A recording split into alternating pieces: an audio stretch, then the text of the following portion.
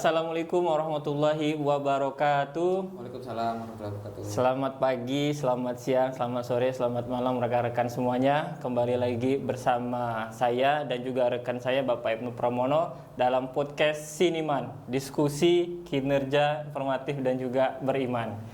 Baik teman-teman sekalian, di depan saya sudah ada Bapak Ibnu Pramono yang mana kami akan banyak menjelaskan terkait tentang teknis pengisian daftar riwayat hidup bagi CPNS dan juga P3K.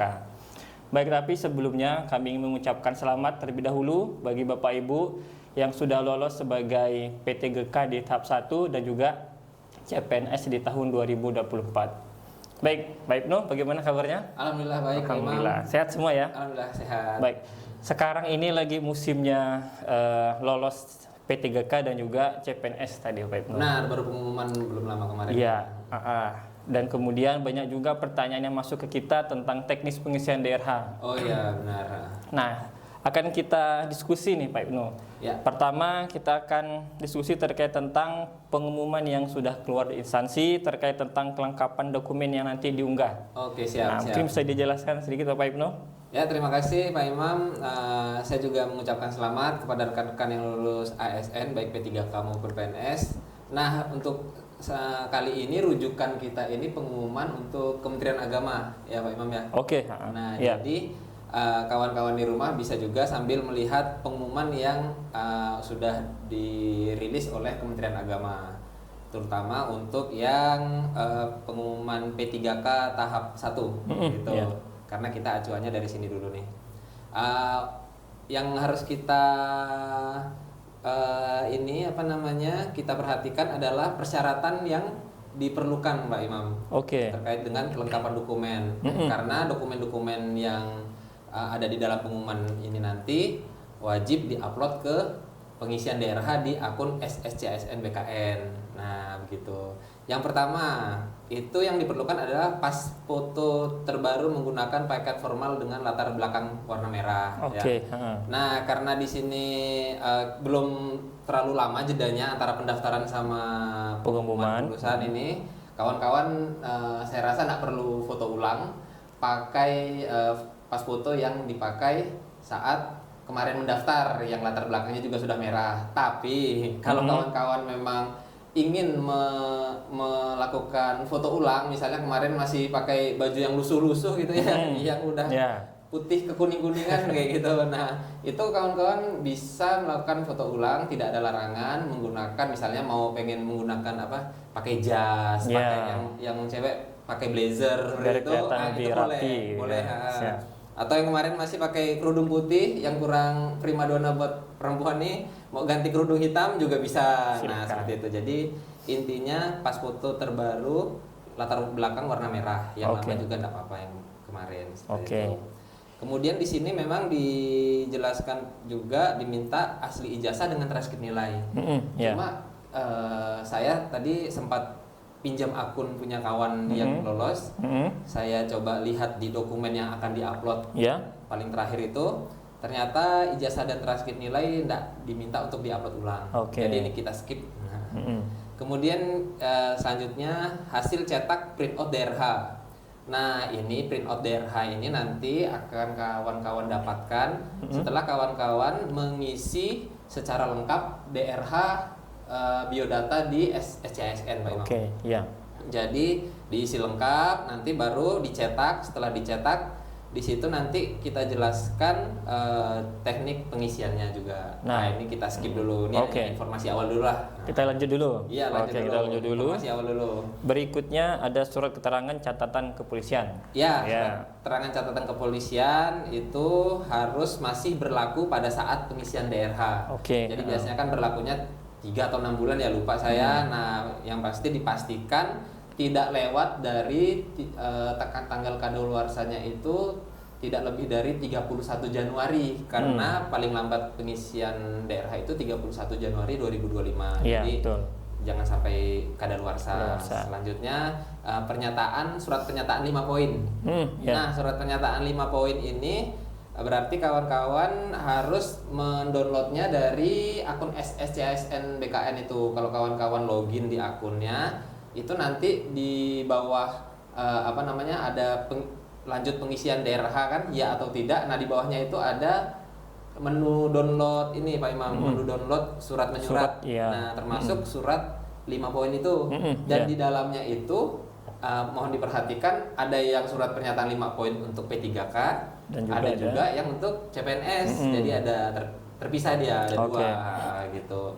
Kalau ini harus dibuat baru karena apa? Karena yang untuk Kemenak ini pernyataan yang pas di awal pendaftaran itu ada 13 poin. Nah, tapi kalau instansi lain sih memang sudah ada yang membuat pernyataan 5 poin.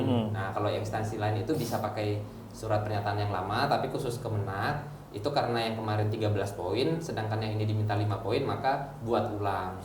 Tanggalnya tanggal terbaru aja di Januari gitu Pak Imam. Kemudian apa Pak Imam lagi ya? Surat keterangan sehat jasmani dan rohani dari dokter yang berstatus PNS. Nah, kelanjutannya bisa dibaca, cuma di sini saya mau tekankan, di sini disebutkan bahwa surat keterangan jasmani dan rohani itu adalah 2 surat yang berbeda gitu Pak Imam ya. Itu ada surat keterangan jasmani sendiri, surat keterangan sehat rohani juga sendiri. Ya, itu jadi ada 2 surat yang berbeda, bukan digabungkan. Jadi bukan satu surat untuk 2 keterangan itu, bukan. Nah, dan kedua surat itu harus didapatkan dari unit pelayanan kesehatan pemerintah. Nah, unit kesehatan pelayanan pemerintah itu sih sebenarnya bisa Puskesmas, Labkesda, RSUD gitu ya Pak Imam ya. Cuma kalau ada yang nanya ke kami, ke saya, itu pasti saya jawabnya kalau bisa di RSUD. Biar yang pasti-pasti ya. Biar lebih aman. Biar lebih aman dan yang pasti-pasti kan. Nah, karena kalau di RSUD kan di situ yang tanda tangan udah pasti dokter PNS karena memang yang diminta ini adalah status dokter PNS wajib. Jadi kawan-kawan kalau mengurus surat menyurat ini wajib diperhatikan siapa yang tanda tangan dan harus ada NIK-nya gitu Pak Imam. Betul. Nah, setelah itu dan ditetapkan paling kurang bulan Januari untuk surat menyuratnya. Nah, jadi jangan sampai salah di tanggalnya itu misalnya tanggal bulan Februari 2025, nah itu tidak diperbolehkan. Jadi kawan-kawan begitu buat surat wajib langsung dicek gitu. Dicek baik itu dokternya siapa dan tanggalnya tanggal apakah sesuai atau tidak. Dan di sini mintanya Januari 2025 gitu Pak Imam. Berikutnya nih Pak Ibnu. Berikutnya surat keterangan tidak mengkonsumsi atau menggunakan narkotika dan seterusnya. Itu biasa kita sebut surat bebas nafza. Nah, surat bebas nafza ini selain di unit pelayanan kesehatan pemerintah, itu bisa juga diurus di BNN, Badan Narkotika Nasional. Itu enggak masalah. Itu dokternya itu di sini sih tidak disebutkan harus dokter PNS. Nah, karena kalau di BNN itu biasanya bukan dokter PNS juga sih yang tanda tangan, tapi adalah pejabat yang berwenang. Nah, itu diperbolehkan untuk surat bebas nafza. Nah, ini juga paling kurang tanggalnya itu Januari 2025 gitu Pak Imam. Nah, ke semua surat ini nanti ada keterangan yang perlu ini Pak Imam diseragamkan. Betul.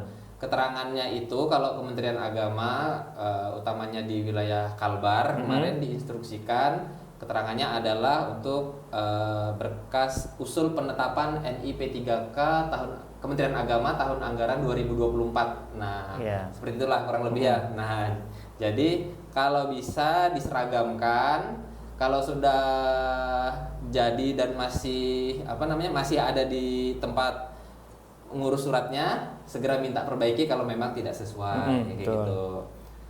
Nah, itu Pak Imam untuk syarat-syarat atau kelengkapan dokumen yang perlu disiapkan oleh kawan-kawan yang lulus P3K maupun juga CPNS. Baik, kita lanjut langsung ke teknis pengisian barangkali Pak Ibnu ya. Langsung aja nih.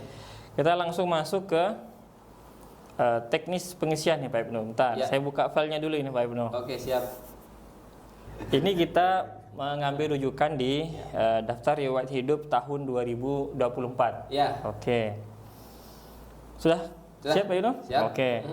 Pertama di situ ada menu terkait tentang lanjut atau mengundurkan diri. Nah, bisa dijelaskan Pak Ibnu? Ya, jadi begitu kita login, jadi pengisian DRH ini dilakukan di akun SSCSN BKN tempat Bapak Ibu kemarin mendaftar dan mengecek kelulusan. Nah, di situ kalau lulus nanti ada keterangan selamat namanya Anda lulus seleksi P3K atau CPNS tahun 2024 dan di situ nanti akan diminta untuk apakah melanjutkan pengisian DRH ataupun tidak.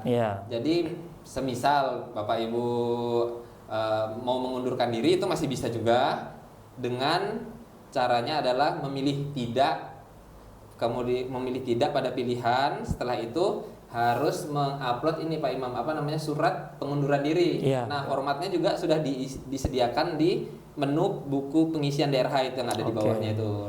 Nanti adalah tuh ya dilampirkan di video, di video. Nah, setelah itu tapi kalau Bapak Ibu mau lanjut berarti klik ya. Klik ya, kemudian klik pengisian data riwayat hidup. Seperti itu.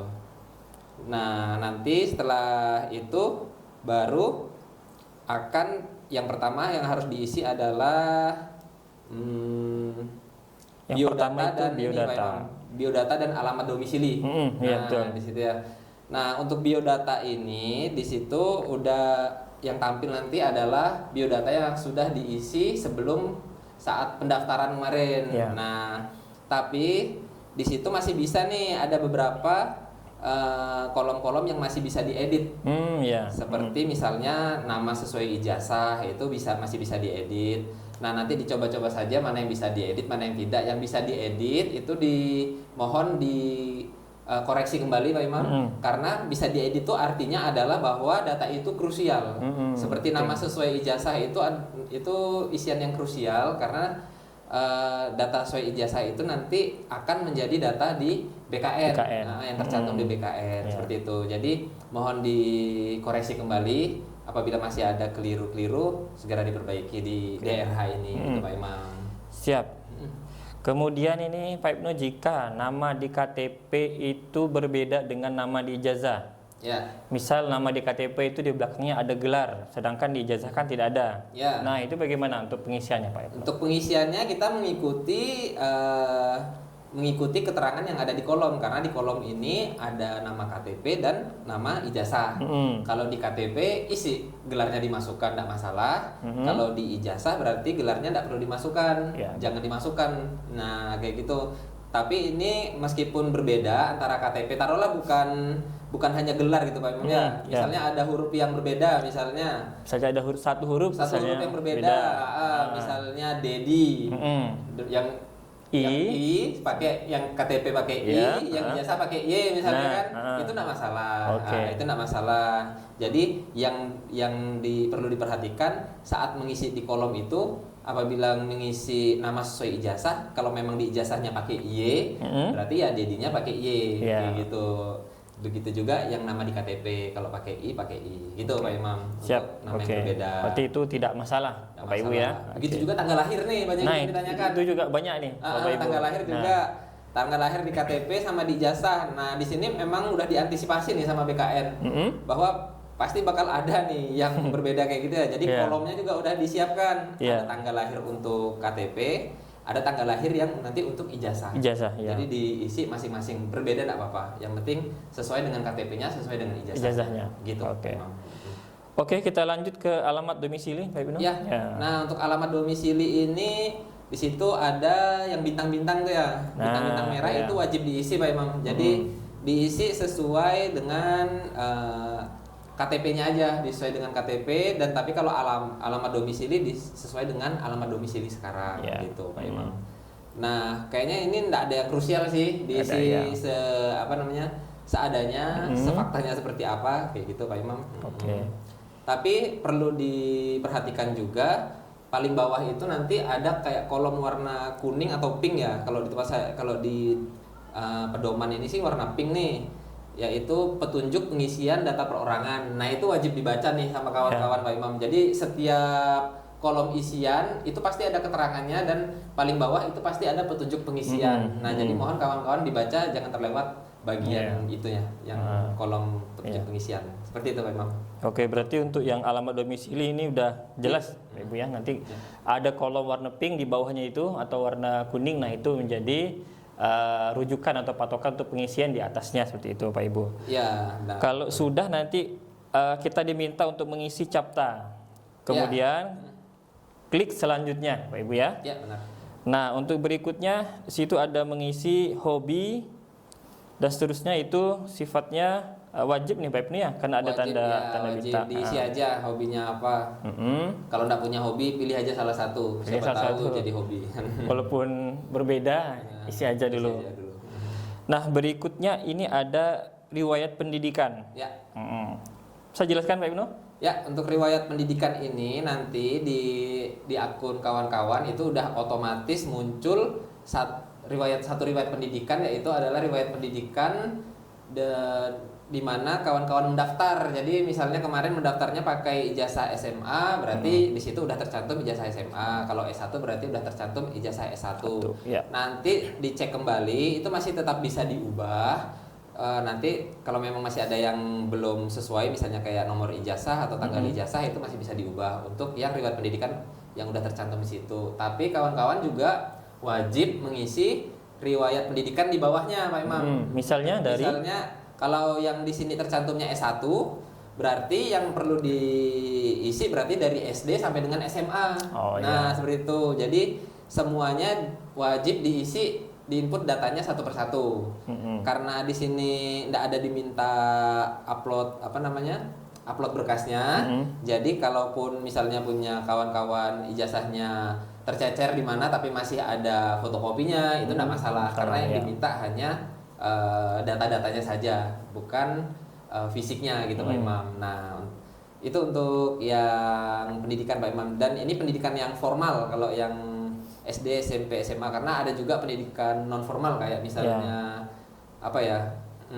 kursus komputer seperti itu tuh. Nah itu nanti di kolom sendiri. Ada beda tempat lah, beda menu. Beda menu ya. Berarti untuk pendidikan saya rasa cukup jelas nih Pak ya. Cukup jelas karena di sini juga dijelaskan bahwa misalnya kawan-kawan itu tidak bisa mengupload pendidikan yang setara dengan yang kita lamar ataupun yang lebih tinggi. Misalnya kawan-kawan mendaftar dengan pendidikan S1 SPD pendidikan. Tapi sebenarnya kawan-kawan tuh pernah kuliah 2 kali gitu. Punya juga ijazah SE sarjana ekonomi. Nah, itu pengen dimasukkan itu tidak bisa. Atau sebenarnya kawan-kawan punya ijazah S2. Nah, itu juga tidak bisa. Udah tertolak sistem otomatis gitu. Berarti cukup kualifikasi pendidikan saat melamar. Dan yang di bawahnya. Ya. Itu dia.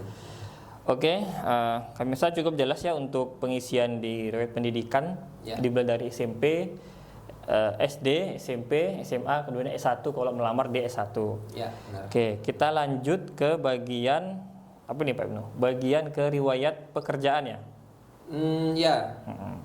Kerjaan. Riwayat pekerjaan. Nah, untuk riwayat pekerjaan ini kalau untuk P3K itu diisi sesuai dengan SK-SK yang kemarin waktu mendaftar juga diinput tuh. Misalnya SK kawan-kawan punya sudah menjadi non ASN itu dari 2015 sampai dengan 2024. Maka di input semuanya dari 2001 per satu.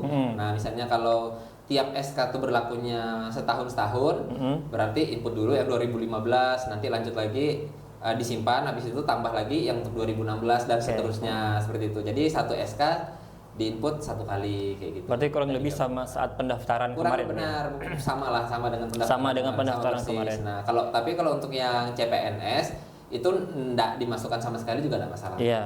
Jadi yang penting tadi yang P3K itu harus satu persatu sesuai dengan yang mendaftar. Kalau yang CPNS itu sifatnya tidak wajib. Tapi jika ada silahkan dimasukkan. Boleh, jika ada boleh dimasukkan. Kalaupun dimasukkan, jangan kaget kalau itu tidak berpengaruh apa-apa ke masa kerja nanti waktu SK CPNS. Gitu. Di bawahnya itu juga ada tanda jasa, penghargaan dan juga prestasi. Kalau ini tidak wajib juga, bisa dikosongkan aja. Kalau mau diisi boleh, kalau mau dikosongkan juga boleh. Langsung lanjut, Pak Imam. Kita lanjut ya, karena tadi sifatnya juga tidak wajib. Ya. Jadi kalau mau diisi silahkan, tidak diisi pun tidak menggugurkan. Tidak menggugurkan, ya aman. Kita lanjut ke bagian bawahnya, itu adalah apa nih Pak Ibnu? Yang keluarga. Data keluarga. Ya, data keluarga. Data keluarga. Nah, kalau ini data keluarga ini ada istri, anak, orang tua kandung, saudara kandung, ada bapak mertua juga. Jadi semuanya ini sebisa mungkin diisi, Pak Imam. Oh iya. Iya, sebisa mungkin diisi. Misalnya kalau ini penjelasan secara umum langsung aja ya, jangan satu persatu. Kalau sudah punya anak istri, otomatis wajib diisi. Yeah.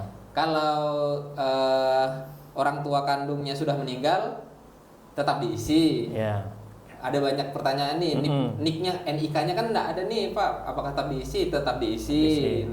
Cukup namanya saja, nama, tempat tanggal lahir, pekerjaan, terus itu kan ada status hidup. Nah, untuk NIK bisa dikosongkan. Yeah. Bisa dikosongkan dengan cara diisi 0 juga boleh, kayak gitu. Yeah. Begitu juga yang saudara kandung, misalnya saudara kandung agak meskipun masih hidup tapi kawan-kawan agak susah nih menghubungi saudara kandungnya untuk minta NIK-nya.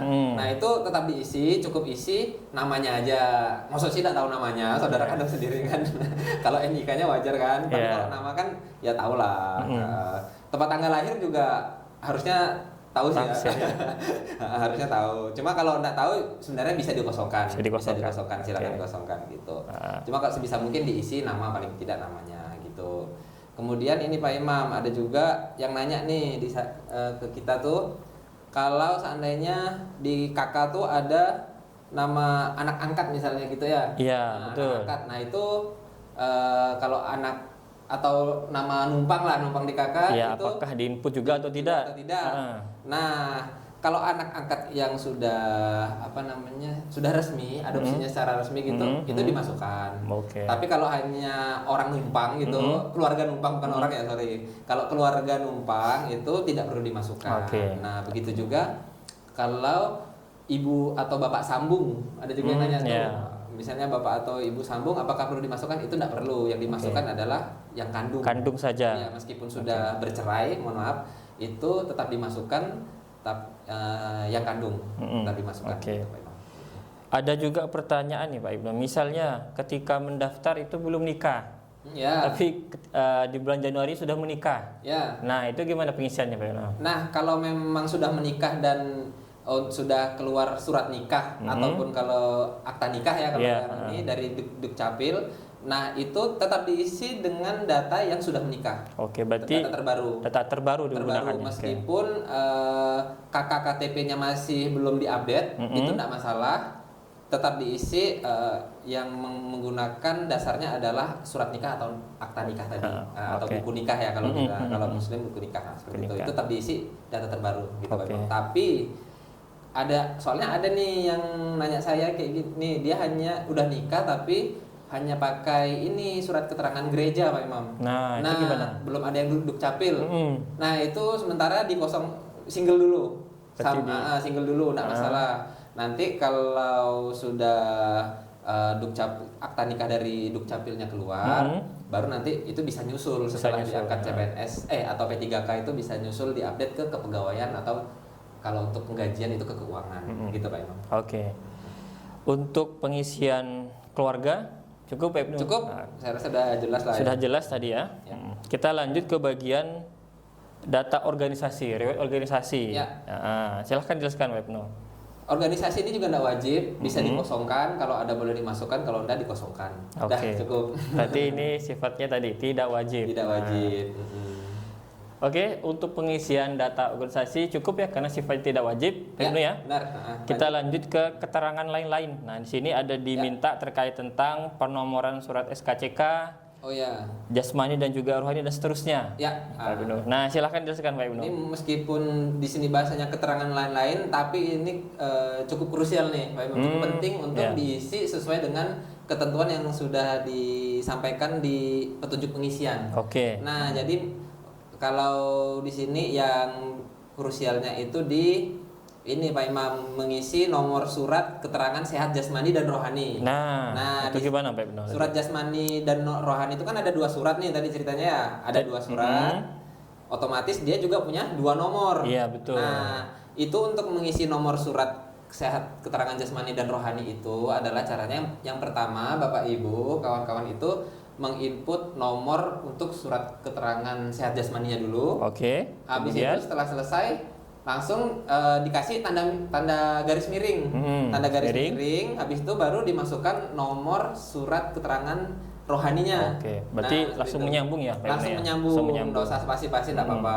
Garis. Jadi nomor surat keterangan sehat jasmani, garis miring, nomor surat keterangan sehat rohani. Itu enggak perlu dikasih keterangan apa-apa, cukup nomornya aja. Oke. Nah, kemudian begitu juga untuk mengisi nama dokternya. Nama dokternya kadang-kadang juga pasti berbeda. Pasti, itu pasti berbeda. Karena apa? Karena untuk surat keterangan rohani itu yang menandatangani adalah biasanya itu adalah dokter SPKJ, spesialis kejiwaan. Sedangkan kalau yang jasmani kan dokter umum biasa. Nah, gitu. Jadi untuk mengisinya itu juga diisi tanpa gelar. Tanpa gelar caranya dilihat dulu dokter yang menandatangani surat keterangan sehatnya itu siapa, misalnya dokter Ibnu. Itu ditulis Ibnu, kemudian garis miring dokter yang diisi selanjutnya adalah dokter yang menandatangani surat kejiwaan, kejiwaan rohani. Misalnya yang menandatangani imam, jadi Ibnu garis miring imam kayak gitu. Nah, cukup seperti itu. Nah, kawan-kawan juga bisa memastikannya kembali di petunjuk pengisian data keterangan lainnya. Nah, di situ ada petunjuk pengisian, di akunnya juga nanti ada, bisa dilihat di situ teknis pengisiannya. Gitu. Karena ada yang di sini hanya nama dokter tanpa gelar, tanpa jabatan. Nah, kayak gitu-gitulah. Nih ada udah cukup jelas lah saya rasa ya. Seperti itu Pak Imam. Jadi dibaca langsung juga di ininya, di petunjuk pengisiannya. Jadi di bawahnya juga ada keterangan lagi kan, petunjuk pengisiannya itu bisa dicek untuk Bapak Ibu. Seperti itu. Nah, itu yang sudah kita jelaskan. Yang berikutnya adalah unggah dokumen nih Pak Ibnu. Nah, ini juga sangat penting nih Bapak Ibu ya, jangan sampai kelewat. Jangan sampai kelewat dan jangan sampai salah unggah. Jangan sampai tukar. Nah, silahkan jelaskan nih Pak Ibnu. Nah, di sini itu kalau berdasarkan pedoman yang wajib diunggah ada sekitar 6 dokumen. Yang pertama adalah surat pernyataan 5 poin, Pak Imam. Nah, itu diunggah yang tadi itu setelah di surat pernyataan 5 poinnya itu diberi materai dan ditandatangani oleh peserta, itu di-scan, kemudian diunggah ke SSCSN. Nah, habis itu SKCK, SKCK itu juga di-scan. Scannya ini asli ya Bapak Ibu ya, scan berwarna. Jangan hitam putih atau abu-abu, tapi harus berwarna. Jadi biar terlihat aslinya. Kemudian selain SKCK itu adalah daftar riwayat hidup. Nah, di DRH itu nanti Bapak Ibu akan mencetak 2 kali. Yang pertama adalah DRH perorangan, yang kedua adalah DRA riwayat hidup menurut saya. Nah, itu jadi ada terpisah tuh, ada DRH perorangan, ada yang riwayat hidup. Nah, untuk DRH perorangan itu nanti Bapak Ibu itu diminta untuk menulis ulang menggunakan tulisan tangan, tintanya warna hitam dan hurufnya kapital semua. Nah, kalau di keterangannya itu nanti yang diminta ditulis ulang adalah nama, tempat lahir, sama tanggal lahir. Nah, gitu ditulis ulang pakai tinta hitam. Seperti itu Pak Imam. Itu wajib, jangan sampai terlewat ya Pak Imam ya. Nah, itu nanti antara yang DRH perorangan dan DRH riwayat itu digabungkan jadi satu file, di-scan jadi satu file, baru diupload ke ini SSCSN. Sebelumnya yang DRH riwayat sudah diberi materai dan ditandatangani. Jangan lewat juga. Seperti itu Pak Imam untuk DRH-nya. Iya, betul. Untuk materinya harus 2 nih Pepnya. Yang tadi yang surat 5 poin dan juga ini harus beda. Iya, benar, harus beda. Jangan satu materai dipakai untuk 2 atau 3 surat.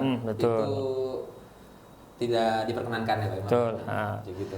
Untuk berikutnya adalah file scan surat keterangan tidak mengkonsumsi atau menggunakan narkoba, surat bebas narkoba. Ya, bebas narkoba ya. Nah, ini ada yang bentuknya itu keluar dari RSUD atau dari unit pelayanan pemerintah, itu ada yang keluarnya 2 surat, yaitu yang pertama adalah surat keterangan bebas nabzanya, yang kedua adalah surat hasil lab. Nah, kalau memang keluarnya 2 surat seperti itu, maka Bapak Ibu wajib melampirkan juga hasil labnya. Jadi kedua surat itu di-scan jadi satu. Di-scan jadi satu. Halaman pertama adalah surat bebas nabzah, halaman keduanya adalah hasil labnya. Tapi ternyata Pak Imam ada juga RSUD yang mengeluarkan hanya 1 surat, di mana di dalam surat keterangan bebas nabzanya itu juga di bawahnya itu ada juga hasil labnya, jadi udah jadi satu. Nah kalau itu ya udah itu aja yang diupload, cuma 1 aja itu, kayak gitu. Nah selanjutnya itu keterangan jasmani dan rohani. Nah, dari dokter itu tadi kita jelaskan di awal bahwa surat keterangan sehat jasmani dan rohani itu 2 surat.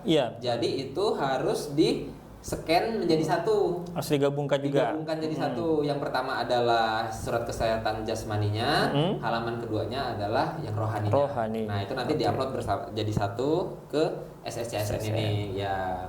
Kemudian yang terakhir adalah surat lamaran nih Pak Imam. Nah, ini kalau untuk surat lamaran ini Bapak Ibu bisa langsung mengupload surat lamaran yang dipakai saat mendaftar di awal. Yang di awal. Berarti tidak perlu membuat ulang. Tidak perlu membuat ulang dan ulang tidak apa-apa. Nah, karena di pengumuman juga sebenarnya tidak ada dijelaskan tuh surat lamaran. Nah, jadi pakai yang awal aja gitu. Nah, sekali lagi di situ ada ketentuan unggah dokumen Pak. Di bawahnya itu ada keterangan. Terkait dengan format apa yang diminta, karena ada yang diminta bentuknya PDF, ada juga yang JPG, seterusnya. Jadi bisa menyesuaikan Pak Ibu. Nah, terus Bapak Ibu bisa langsung lihat lah ya di ketentuan unggah dokumennya secara langsung. Nah, itu Pak Imam. Berarti itu udah dalam tahap pengunggahan dokumen. Nanti Bapak Ibu juga bisa melihat dokumen yang sudah diunggah di menu lihat. Nah, nanti Bapak Ibu bisa mengecek ulang apakah sudah sesuai atau belum. Kalau sudah sesuai dengan yang sudah diupload tadi, langsung bisa mengakhiri. Mengakhiri proses pengisian DRH. Kalau di sini itu kolomnya warna merah. Merah. Silahkan diklik, kemudian sudah selesai. Nah, jadi pastikan Bapak Ibu jangan terlewat untuk mengeklik akhiri proses pengisian DRH. Nah, karena kalau tidak diklik itu artinya Bapak Ibu mengundurkan diri juga. Mengundurkan diri sampai batas waktu yang ditentukan. Jadi dikliknya itu sebelum batas waktu yang ditentukan, yaitu 31 Januari 2025 pukul 11.59 Nah, seperti itu. Nah, kami rasa sudah cukup nih Pak Ibnu, atau ada tambahan ulang lagi untuk memperjelas? Kayaknya nggak ada. Kalau masih ada ada pertanyaan, bisa Bapak Ibu bertanya di kolom komentar, nanti Mimin jawab. Siap. Karena semuanya sudah jelas nih Pak Ibnu dan juga Bapak Ibu semuanya, rekan-rekan, kami akan akhiri. Sebelum kita tutup, jangan lupa rekan-rekan semuanya untuk like, subscribe, dan juga untuk men-share video kami ini agar bisa lebih bermanfaat buat teman-teman yang lain. Kami akhiri Pak Ibnu, terima kasih atas waktunya. Pak Imam, dan juga buat rekan-rekan semuanya, kami tutup. Assalamualaikum warahmatullahi wabarakatuh. Waalaikumsalam. Sampai jumpa, sampai bertemu kembali.